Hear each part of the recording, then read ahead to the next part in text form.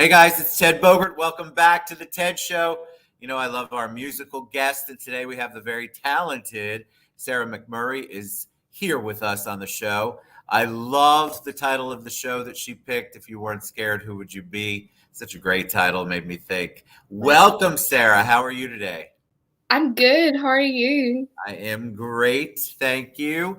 All right. So I did get a chance to tell you before we went live, but the audience loves origin story. They want to know about you. Were you always performing people? What's your journey is to where you're at today?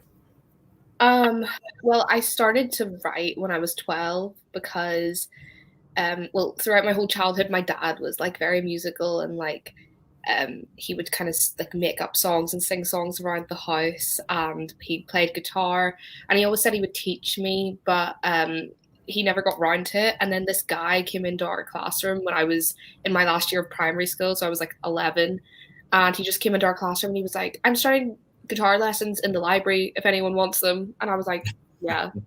um, and I wasn't really ever good at anything at school in terms of like sport. I feel like that was like very thing that like you were cool if you were good at sport, and I just never felt like capable or anything.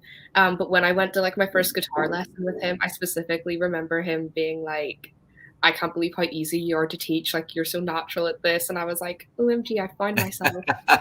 You As a 10. found your purpose early on. Yeah, yeah, exactly.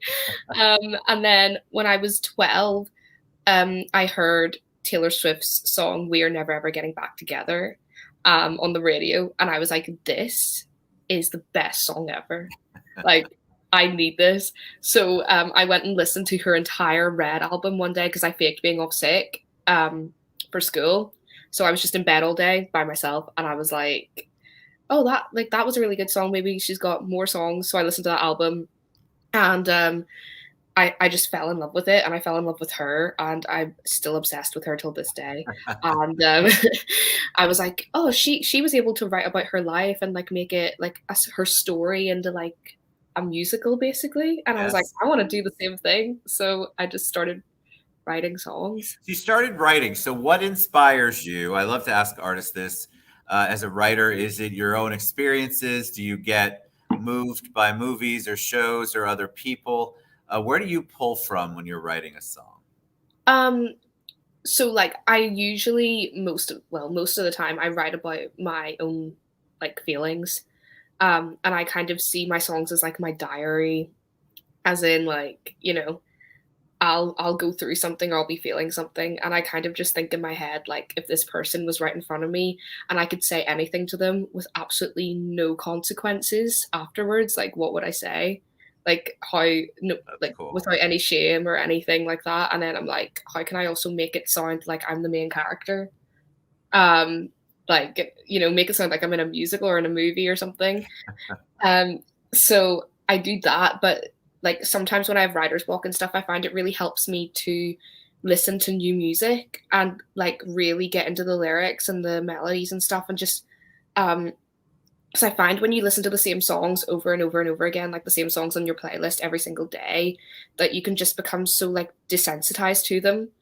But when I listen to new music, it really inspires me. Like, because I'll hear a certain word or a certain concept, and I'll be like, oh, like it'll just come in my head like a new idea, and I'll write it down. And then usually when I write one line, then my brain just gets in the Starts to go. so then I'll just write and write and write on my phone. um and I find also reading books and reading poetry and stuff really helps me, because like um you know writers inspire other writers Absolutely. naturally. So, tell me about the quote. If you weren't scared, who would you be? Where did that come from? And then, of course, you have to answer it for us if you don't mind. Okay, so that's a lyric in one of my songs that I haven't released, but it's a song I didn't really write to release. It's a song I wrote for just myself, because I'm very into like meditation and like I do psychology, so I believe in like the power of words, and if you affirm something to yourself over and over and over again, like eventually it will create like a new like neural pathway in your brain to like believe that, in your subconscious and stuff like that. So I wrote a song kind of to try and like make like a brain pattern that I would want to believe, which was just about like gratitude and being authentic and like being able to step into exactly who you are without any fear. So I was like, kind of just, it just sort of came out like I said, when I start writing, things just come out of my brain that I don't even know were there. And when I was like playing on my guitar, I was singing the song and I was writing it, and that just kind of came out of me, and I was like, oh wow, I've never like, it's like two personalities almost. So I was like, wow, that's a good one. I'm gonna remember that. I just inspired myself. I didn't really get it. It's a great question. So can you answer the audience if you weren't scared? Because we all have our fears. Who would you be? Yeah. Would you be different? Would you be doing something different in your career? What's your answer? I think that if I wasn't scared, I try not to be scared, because scared is just a feeling that, you're not really supposed to give into. And it's there for a good reason, as in, if you're running across the road and there's a bus, yeah. Scared. Good reason at that point, yeah. Yeah, but then in terms of other things like caring about what people think and things like that, I think it's never because we're afraid of what other people think. I think it's just because we're afraid of what we think of ourselves and afraid that other people will see that in us. So it's kind of about getting rid of the shame. And I think if I wasn't scared, I would probably have more songs out, first of all, because I've written a lot of songs about a lot of things and a lot of people that I've been too afraid to share, because I'm like, if this person hears this, then they're gonna think this, and that's gonna I understand. Yeah. So there's that, and then I also think I would just be a lot more like, I would say a lot more. I don't know, like, when you just like hold back a bit around certain people because you don't think you're like cool enough for them or something. Yeah, I think we all hold back. A lot of us are worried about what other people will think. Yeah. It's really what it boils down to. All right. So I have people saying, are you going to sing? You're going to sing. So I'm going to take me off and then tell them a little bit about what I'm still here in the background. Tell them a little bit about what you're going to perform. So I'm going to play my song Prosecco and Rain, which is a single I released back in March, I think. But it's a song I wrote when I was 19. So I wrote it 2 years ago. I'm 21 now. And I wrote it about my 19th birthday party because I had moved to Glasgow. I live in Glasgow. I'm from Ireland, but I've lived here for 3 years. And my first year there, when I first moved, I really didn't want to be here because I was just so scared of and I didn't know anybody, and I was just a very anxious person. And then as time went on, I kind of made a life for myself, and I've made the most amazing friends in the whole world. And I'm very, very, I just kind of was standing in my own birthday party in halls, and I just looking around, and I was like, I have made it.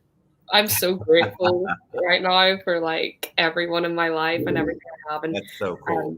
Being able to go out and party and as a 19-year-old, because my anxiety was really bad in school and I didn't really get to go out as much as I would have liked to because of it. It just sort of held me back. So at that point, I was like, yeah, I'm really happy right now. I think I've peaked. Awesome. Well, we want to hear it. Tell us, what's the title? Prosecco and Rain. Prosecco and Rain. That's right. I'm going to put that in the comments. All right. It's all you, Sarah. Okay. Sarah, I'm just going to grab my guitar. Take your time. We love this part. You're good.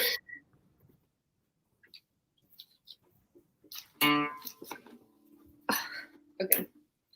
I hope my camera and my mic is okay for this. You look great. I'll just try and play at a decent volume.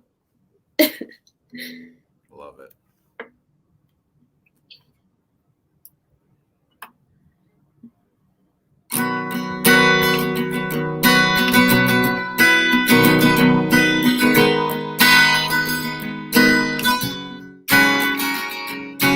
I feel better when I am sober, 'cause I know you take me as I am.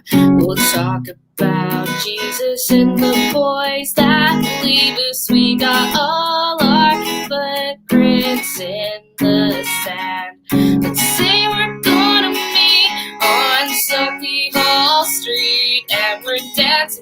we just can't wait to eat. There's Prosecco and rain in my hair. We're running down 4 flights of stairs. We're sad but we're merry. I still don't get what they're saying.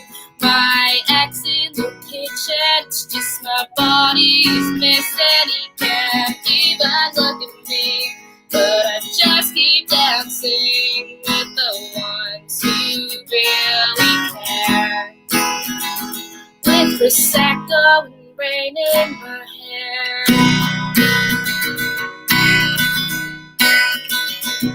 Completely shameless, don't forget you're blameless, and I feel famous out with you. Take on my situation, adopt all my frustration, and say I'm gonna figure this out with you. There's Prosecco and rain in my hair. We're running down 4 flights of stairs. We're sad but we're merry. I still don't get what they're saying.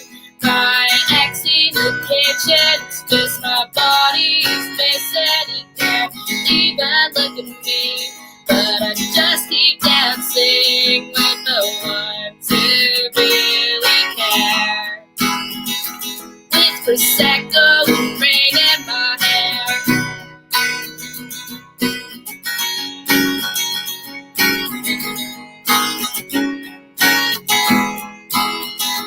There's Prosecco and rain in my hair. I've got your hand all night to spare. It's next day already, and you're all that's necessary. My ex, I don't miss him, 'cause you're the ones I'll be kissing. Yeah, you got the best of me, so I just keep dancing with Prosecco and rain in my hair. We're falling down 4 flights of stairs. Sad but we're married. I still don't get what they're saying. My ex in the kitchen, it's just my body's missing. He can't even look at me, but I just keep dancing with the ones who really care. With the ones who really care. With the ones who really care. With Prosecco and rain in my hair.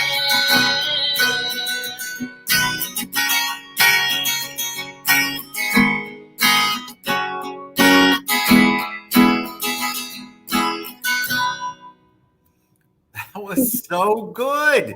You never know what you're gonna get. I try not to listen to the music beforehand because I want to be surprised. Right, okay. I take myself off now that you have been on there, just in case you were really bad. My face wouldn't hide it. That was so good. I love that song. Catchy. When I closed my eyes and was listening, I could definitely hear some Taylor Swift influence there. I love the storytelling part of it. Really, really great. Love it. Prosecco and rain. Who doesn't want that? All right, Sarah, tell them the best way they can download your music, buy your music, follow you. What's the best way for them to reach out and learn more about you? Well, on Instagram, I'm just Sarah McMurray _ and it's SARAHMCMURRAY. And then on TikTok, it's just sort of the same thing. But in my Instagram bio, I've got a link that has like all of like my Spotify, my Apple Music, Amazon, SoundCloud. I think it's got even like Deezer and stuff in there. Wow. But I'm on everything just as Sarah McMurray. So yeah, I'm not too hard to find. All right, you were wonderful. Y'all go out and support our artists. Artists had a tough time in 2020. Everybody's coming back. Well, at least in the States, we're starting to. Hopefully, where Sarah is too. And so we're going to have live performances. These artists are creative and have a great voice, so we want to get behind them and support them. So I have Sarah's Instagram page scrolling across the bottom there. You can follow it there or in anywhere that we tagged you on the show. Thank you so much, Sarah. That was so good. I loved it. Thank you so much for having me. Absolutely. Come back anytime. Have a new single you want to talk about? Bring it. My audience would love to see it and hear it.